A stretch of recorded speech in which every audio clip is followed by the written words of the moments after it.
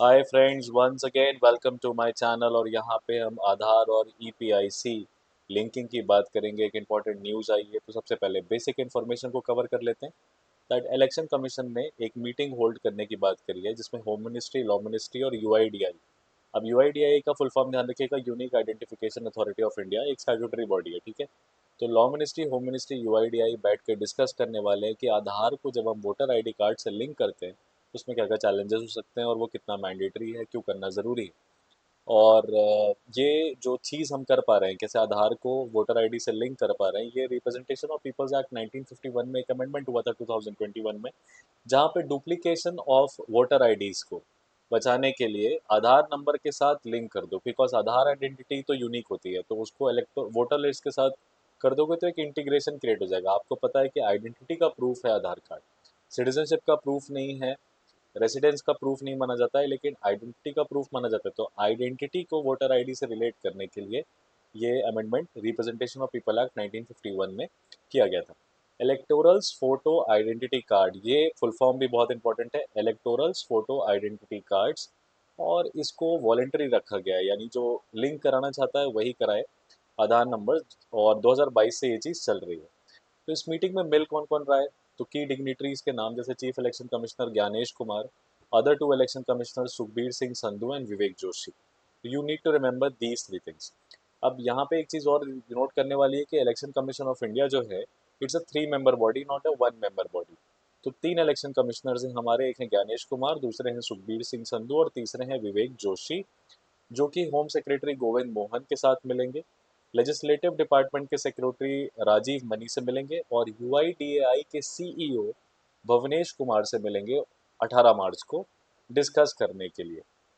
2009 में basically unique identities for residents का एक प्रोजेक्ट स्टार्ट किया गया था, जिसको बाद में आधार का नाम दे दिया गया। ये एक डिजिटल आईडी है, जहाँ पे आपको सर्विस कोई भी चाहिए गवर्नमेंट की, तो इसको ऑथेंटिकेशन की तरह यूज़ करते हैं। राइट, एक बोनाफाइड प्रूफ ऑफ आइडेंटिटी होता है। It soon began to be use for multiple service deliveries like opening bank accounts, sim cards, receiving ration.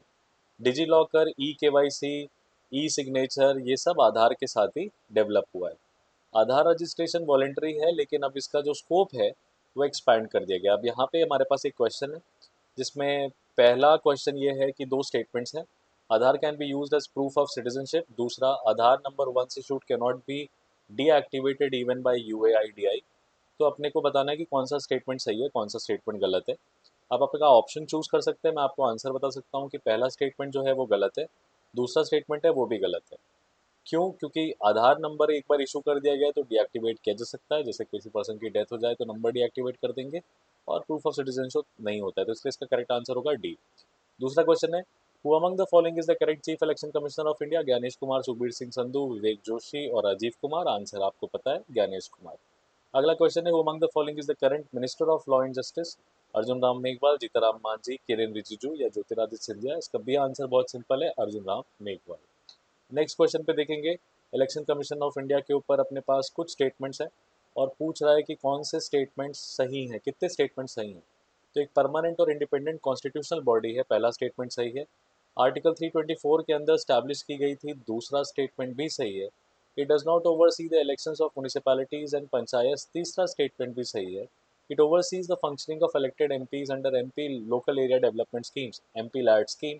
चौथा स्टेटमेंट सही नहीं है, इसीलिए इसका आंसर जो है वो क्या है, fourth is incorrect. Right. So question क्या पूछा था, which among the following statements are incorrect? कितने गलत हैं?